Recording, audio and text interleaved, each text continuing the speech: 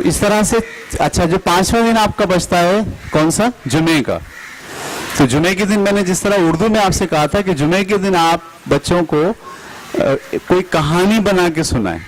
तो आपके पास कहानी देखिए कम से कम 8 वर्ड्स तो ये हैं, ठीक है। और जो शुरू में जब तारुफ आपने कराया था तो कुछ यहाँ पर एक तस्वीर सी बनी हुई है, ठीक है। तो आप इन 8 वर्ड को मिला के कोई कहानी अपनी तरफ से बना सकते हैं। मैंने बहुत पहले मोंटेसरी में जब हम काम कर रहे थे तो ए के लिए स्टोरी बनाई थी। ए से मैंने कौन कौन से थे, ऐसे एप्पल है, ऐसे एलिगेटर है, ऐसे आंट है, और क्या था, ऐसे आर्माडिलो है, ऐसे एंकर है, ऐसे एरो हैं। तो ये सब मिला के मैंने एक कहानी ये बनाई थी कि एक आंट होता है, उसके दादा बीमार हो जाते हैं बहुत सख्त, सही है। तो डॉक्टर को बुलाते हैं, डॉक्टर चेक करके कहते हैं भाई ये दादा तो बहुत बीमार है, इनको तो आप रेड एप्पल खिलाएं, रेड एप्पल। वो आंट कहता है रेड एप्पल कहाँ से मिलेगा? तो उसको बताया जाता है कि भाई यहाँ से तुम जंगल से निकलोगे तो एक दरिया आएगा, उस दरिया को पार करोगे तो वहां तुम्हें जो है वो रेड एप्पल के दरख्त मिलेंगे बहुत सारे। अब वो जनाब निकला अपने दादा के लिए क्या लेने के लिए? Red Apple. जैसे वो दरिया के पास पहुंचा तो वहां एक कश्ती थी जो एंकर से रुकी हुई थी, सही है, एंकर भी आ गया इसके अंदर। अब उसने बोला क्या करूं, इसको कैसे मैनेज करूं, क्योंकि वो तो आंट तो बहुत पतला है, छोटा है, कमजोर है, वो कैसे निकालेगा उसको। तो वहां से उसने देखा तो एलिगेटर आ रहा था। उसने ना एलिगेटर को इशारा किया, एलिगेटर आया उसके पास, उसने उसको तफसील बताई तो मेरे जो है वो दादा जो है वो बीमार है, मुझे उनके लिए क्या लेना है, रेड एप्पल लेना है, ठीक है। तो एलिगेटर ने सोच के कहा ओके मैं आपकी हेल्प करता हूँ। उसने एंकर अपने मुंह से निकाला और वो रस्सी के ऊपर चढ़ के कश्ती में बैठा और एलिगेटर ने उसका एंकर का मुंह पकड़ा और खींचता हुआ कहाँ ले गया, दूसरी तरफ, ठीक है। Anchor, alligator, ants, apple, apple की तलाश में है, ठीक है। फिर वहां जब गए तो वहां पर आंट को खाने वाला एक जानवर होता है जिसको कहते हैं आर्माडिलो, ठीक है। उसकी तस्वीर इसमें नहीं है। तो आर्माडिलो आ गया, फिर उसने जान बचाने के लिए वो भागा, दरख्त पे चढ़ा, फिर बहुत सारे आंट्स को बुला लिया। ये पूरी एक कहानी आप तश्कील दें, ठीक है। आप इन 8 तस्वीरों को मिलाकर भी कोई कहानी बना सकते हैं, या आपके जहन में अगर कोई नए लफ्ज भी हैं ऐसे तो उनको भी मिलाकर आप एक कहानी बनाइए। और वो कहानी आप कब सिखाएंगे? 5वें दिन, यानी 5वां दिन जो उनका जुमे का हो उसमें सारे बच्चों को ए से मुताल्लिका जितनी वोकैबुलरी है वो वोकैबुलरी इंटरलिंक करके दिखाएंगे। देखिए अगर आप A for apple, A for apple, A for apple, A for ant, A for ant, A for ant कराते रहेंगे तो बच्चे को वो वोकैबुलरी जहन में नहीं बैठेगी। बच्चा वोकैबुलरी अपने पास इमेजिनेशंस के जरिए और कहानी के जरिए बिठाता है, सही है। अगर आप उसको पूरे हफ्ते A for armadillo, A for alligator कराते रहेंगे तो वो भूल जाएगा, बी पढ़ेगा तो ये भूल जाएगा। लेकिन अगर आपने उसको वो सारे वोकैबुलरी को किसी स्टोरी के साथ कनेक्ट कर दिया तो अब वो वोकैबुलरी नहीं भूलेगा, उसको आसानी से हर चीज याद रहेगी कि ये जो लफ्ज हैं ये ए से आते हैं, या ए फॉर एलिगेटर, उसको नाम याद हो जाएंगे। तो अगर सिर्फ आप लफ्ज याद करा रहे हैं तो याद नहीं होंगे, उस लफ्ज को किसी कहानी में पिरो दिया है आपने तो फिर वो सारे लफ्ज उसको बहुत अच्छे तरीके से याद हो जाए। याद रखिएगा आप हमेशा, वोकैबुलरी इंसानी जहन सिर्फ लफ्जों की शक्ल में नहीं लेता बल्कि उन लफ्जों को किसी ख्याल और किसी पूरे कॉन्सेप्ट के साथ अगर मिलेगा उसे वो लफ्ज तो वो उसे आसानी से कबूल कर लेगा और याद भी रखेगा, ठीक है। तो ये आपने ये पढ़ाया एक हफ्ते में, उसके बाद आपका कौन सा सबक शुरू हो जाएगा? बी शुरू हो जाएगा। बी के अंदर भी आपको यही काम करना है। पहले दिन तारुफ, दूसरे दिन ये 2 पेज हैं। मैंने आपसे कहा कि यहाँ हर लेटर को शुरू करते वक्त मैंने फिंगर की मूवमेंट के लिए आपको जो है वो इशारे दे दिए हैं। जैसे ये बी है तो यहाँ डॉट पड़ा हुआ है, पहले इस डॉट के जरिए आपको कहाँ आना है? नीचे, फिर इस डॉट के जरिए ऐसे घूमना है, फिर ऐसे घूमना है। तो हर बच्चा अपनी ही किताब में अपनी उंगली रखे और इसको पहले उंगली से बनाए। पहले किससे बनाए? उंगली से बनाए, जब उंगली से उसको बनाना आ जाए तो फिर आप उसको यहाँ ट्रेसिंग करा सकते हैं। अब आप बोले ये बनाइए, ट्रेस कीजिए, पहले ऊपर से नीचे लाइन लाइए, फिर ऐसे घुमाएं, फिर ऐसे घुमाएं, फिर बी की ट्रेसिंग ऊपर से ऐसे घुमाइए, एक छोटा अंडा बना दीजिए। इस तरह से आप ये दूसरा दिन बी के अंदर खर्च करेंगे। तीसरे दिन आप जाएंगे तो फिर यही आपके पास 4 जो है वो वोकेबलरी के लफ्ज हैं बी से, और नीचे एक पेज है पूरा, ये आपको तीसरे दिन कराना है, ये आपको चौथे दिन कराना है, ठीक है। और 5वें दिन आपको क्या कराना है, बी की स्टोरी करानी है, ठीक है। आप लोगों ने अगर स्टोरी बनाई है तो वो दें, हम सबसे शेयर करते हैं, वेबसाइट पे डाल देते हैं, ताकि सबको वो स्टोरी बनानी ना पड़े। लेकिन ये सही नहीं है मेरा ख्याल है, कुछ काम टीचर्स को भी करना चाहिए अपने तौर पर, अपने लिहाज से भी बनाना चाहिए। तो ये पूरी किताब जो है वो इसी पैटर्न पर जा रही है, ठीक है जी। ए पढ़ाया, बी, सी। अच्छा, जब ये 3 लफ्ज हो जाते हैं तो फिर इनकी दोबारा से प्रैक्टिस यानी रिवीजन हम कहते हैं। पेज नंबर 26 पर मैं आ गया हूँ। तो ABC हमने करा दिया, ABC के बाद ABC की हमने क्या करा दी, रिवीजन करा दी। ये रिवीजन के भी जो है पूरा वीक रिवीजन का चलता है। उसके बाद D, सही है, A। ये किताब जो है वो जाके खत्म हो जाती है M पर, ठीक है। ये किताब कहाँ खत्म हो जाती है, M पर, ठीक है। इसमें 13 जो है वो अल्फाबेट पूरे रख दिए गए हैं। उसमें उनकी वोकेबलरी भी है, उसमें ट्रेसिंग भी है, उसमें लिखना भी है, उसमें पढ़ना भी है, ठीक है। और स्टोरीज अगर आप साथ साथ बनाते हुए चले जाइए तो आप देखिएगा कि एक सेशन के एंड तक, यानी समझ लीजिए आपकी 5 महीने की पढ़ाई इस किताब पे करने के बाद बच्चों के पास काफ़ी सारा अल्फाज का ज़ख़ीरा होगा।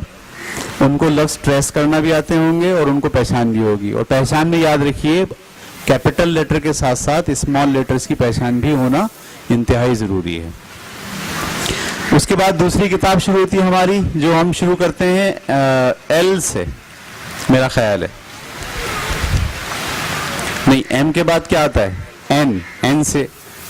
इसमें प्रैक्टिस भी है बहुत सारी, यानी पूरी A से लेके M तक आप बच्चे को लिखना सिखा देते हैं इसके अंदर, ठीक है। लाइए जरा दूसरी किताब दीजिएगा जब तक आप, ठीक है भाई। इसके बाद जो है वो हमारी ये दूसरी किताब आप दूसरे सेशन में शुरू करेंगे। दूसरे सेशन में ये किताब कहाँ से शुरू हो रही है, N से। सेम पैटर्न है, कोई तब्दीली नहीं है। पहले दिन तारुफ कराना है, दूसरे दिन कलरिंग करानी है इस वाले दोनों पेज के ऊपर, और फिंगर मूवमेंट को मैनेज करना है, ठीक है। और फिर वही तीसरे दिन जो है वो एक पेज 4 वर्ड के साथ ट्रेसिंग करना, छोटी और बड़ी। और चौथे दिन जो है वो वही नए 4 वर्ड ट्रेसिंग के साथ। और 5वें दिन क्या होगा, स्टोरी। तो ये पूरी किताब भी इसी तरह से चलती है, ठीक है। अच्छा, इसमें ये जो तस्वीरें हैं, अगर आप थोड़ा सा टीचर इस तस्वीरों को ज़रा देखे गौर से, तो इस तस्वीर की बुनियाद पर भी कहानी बना सकता है। इस तस्वीर की बुनियाद पर भी कहानी बना सकता है, ठीक है। कोई एक डॉग है, ठीक है, और ये एक लड़का है। डॉग ने रैग पकड़, रैग का मतलब जो कारपेट होता है या कोई दही होती है। तो अब आर से रैग आ रहा है, तो आर से क्या आ गया, अच्छा इसको डॉग का नाम रख दीजिए रॉकी। डॉग का नाम क्या लिख दीजिए, और इस लड़के का नाम भी रख दीजिए रेहान। कैसा है ना, R for Rehan, R for rag, R for Rocky. Rocky and Rehan are fighting for the rag. Rocky और रेहान रैग के लिए लड़ रहे हैं। रेहान यहां से खींच रहा है रैग को, और रॉकी यहां से खींच रहा है रैग को। इस तरह से आप कहानी बना सकते हैं। ये हॉर्स है, हॉर्स, इसमें आर की आवाज आ रही है, यानी इस तस्वीर में, इस कहानी में अल्फाबेट जो शुरू हो रहा है वो भी है, और जो बीच में अगर आवाज आ रही है आर की, तो उसके भी तस्वीरें मौजूद है। ये बेड है, इस पे देखिए क्या क्या चीजें मौजूद है। तो अगर थोड़ा सा गौर से कोई टीचर इसको बैठे 10-15 मिनट, आधा घंटा, तो वो अपने जहन के अंदर इन सारी तस्वीरों की बुनियाद पर कोई ना कोई स्टोरी डेवलप कर सकती है। तो पहला दिन जो तारुफ का है, वो तारुफ अगर आप इस पूरे दोनों पेज को साथ मिलाकर अगर पूरा मफहूम देने की कोशिश करेंगे तो फिर वो ज्यादा बच्चे आसानी से ले लेंगे। मैं इस वक्त दूसरी किताब में चल रहा हूँ। क्यों? तो मॉन्टेसरी का क्या सिलेबस है इंग्लिश में? ए से लेके जेड तक लिखना पढ़ना सिखाना पहचान के साथ, बस। नंबर 1। नंबर 2 वोकैबुलरी, यानी आपका जो एम है वो मॉन्टेसरी में इंग्लिश पढ़ाने का क्या होना चाहिए कि मुझे ए से लेके जेड तक लिखना पढ़ना सिखाना है, कैपिटल लेटर्स भी और स्मॉल लेटर भी, नंबर 1। और नंबर 2 मुझे ज्यादा से ज्यादा अल्फाज का जखीरा देना है। आप देखिए, अल्फाज का जखीरा देने का तरीका ये नहीं है कि आप बोलते हैं एप्पल, एप्पल माने सेब, ए फॉर एप्पल, एप्पल माने सेब। ये वोकैबुलरी गलत दे रहे हैं आप उसको सेब बता रहे हैं, सेब। ये जहन में रखिएगा आप, उसके पास पिक्चर जहन में आए और लफ्ज जहन में आए, ठीक है। पिक्चर वो देखे एप्पल की, या ठीक है, और फौरन उसके जहन में क्या आ जाए, एप्पल। वो ये ना कहे इसे उर्दू में क्या कहते हैं। अगर बच्चे को आप ये कहेंगे इसको उर्दू में ये कहते हैं, तो इसका मतलब ये कि उस तस्वीर और इंग्लिश के उस वर्ड के बीच में एक तीसरी चीज आ गई। समझ में आ रही बात आपको? मैं इसकी मिसाल आपको पहले भी किसी लेक्चर में मैंने दी है। मिसाल के तौर पर ये आपके पास एक तस्वीर है, ठीक है बेटा, ये क्या है? ये हैप्पी है। क्या है? अब आपने इस तस्वीर के साथ ये लफ्ज अटैच कर दिया, हैप्पी। लेकिन अगर आप इसको यूं पढ़ाते हैं, ये देखो ये बहुत खुश है, खुश को इंग्लिश में हैप्पी कहते हैं, तो आपने इस तस्वीर और इस हैप्पी तक पहुंचने के बीच में क्या डाल दिया है? खुश। इस कॉन्सेप्ट से और इस तरीक़ेकार से इज्तिनाब कीजिए। तस्वीर के साथ डायरेक्टली आप क्या लगाइए? लफ्ज। इसी तरह आप जब एप्पल पढ़ा रहे हैं तो बोले ये एप्पल है, तस्वीर दिखा के बोल दें ये एप्पल है। ये मत कहिए कि एप्पल को उर्दू में सेब कहते हैं। उसको तो सेब दिख रहा है, उसको बारे में पता चल गया कि एप्पल कहते हैं। तो जो हमने किताब आपको दी है उसमें जितनी तस्वीरें आप दिखाएं उनके मायने मत बताइए। अब जैसे उसमें लफ्ज आ गया था ए फॉर एस्ट्रोनॉट, तो अब आप ये नहीं बोलिए एस्ट्रोनॉट का मतलब खलाबाज, बोलिए ये वो आदमी होता है जो रॉकेट में बैठ के ऊपर जाता है और चांद की जमीन पे उतरता है, बस उसको क्या बोलते हैं? एस्ट्रोनॉट। एरो, एरो की तस्वीर बनी, बोले इसको एरो कहते हैं। अब ये नहीं, आप इसको तीर कहते हैं, तीर वो इंग्लिश में एरो कहते हैं। अगर आप ये रवैया रखेंगे तो इंग्लिश नहीं आएगी बच्चों को। शुरू दिन से इंग्लिश के टीचर को पिक्चर और उसका वर्ड, उसके बीच में कोई तीसरी चीज नहीं लाइए। अगर आप उसके बीच में कोई तीसरी चीज लेकर आ रहे हैं तो इसका मतलब ये है कि आपके बच्चे इंग्लिश नहीं सीखेंगे। ये जो प्रॉब्लम होता है ना कि पूरे साल इंग्लिश के पढ़ा दिया आपने, मॉन्टेसरी पढ़ा दी, प्रेप 1 पढ़ा दी, प्रेप 2 पढ़ा दी, फर्स्ट सेकंड थर्ड, और इंग्लिश नहीं आ रही।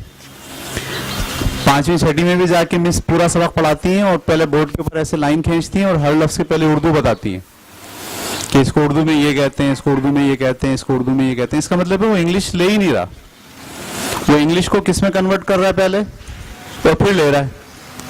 इस तरह से उसके इमेजिनेशंस कभी भी इंग्लिश में नहीं बनेंगे, वो इंग्लिश में सोच नहीं पाएगा, वो पूरा सेंटेंस पढ़ के समझ नहीं पाएगा। तो पहले पूरा सेंटेंस पढ़ लेगा, फिर क्या बोलेगा, इसके पहले मायने बताओ, फिर आप मायने बताओगे, फिर समझेगा। तो इंग्लिश और अंडरस्टैंडिंग के बीच में अगर आप उर्दू बीच में ला रहे हैं तो फिर समझ लीजिए कि बच्चे की इंग्लिश इंप्रूव नहीं होगी। मैं बार बार ये कहता हूं कि मीडियम ऑफ लर्निंग बच्चे का इंग्लिश कब होगा? जब कॉन्सेप्ट और उसके ख्याल, या किताब में जो चीज लिखी है और उसका जो कॉन्सेप्ट डेवलप हो रहा है, उसके बीच में जो है वो कोई तीसरी चीज ना हो, तो फिर उसका मीडियम कन्वर्ट होगा इंग्लिश में। वरना ये है कि वो साइंस भी पढ़ रहा है इंग्लिश में और हर लफ्ज के बारे में मुझसे पूछ रहा है इसको उर्दू में क्या कहते हैं, और फिर समझ रहा है। तो वो पढ़ तो इंग्लिश में रहा है, लेकिन उसका मीडियम ऑफ थॉट्स और मीडियम ऑफ लर्निंग क्या है, उर्दू ही है दरअसल, वैसी की वैसे। ठीक है जी, तो ये ऑफ कीजिएगा।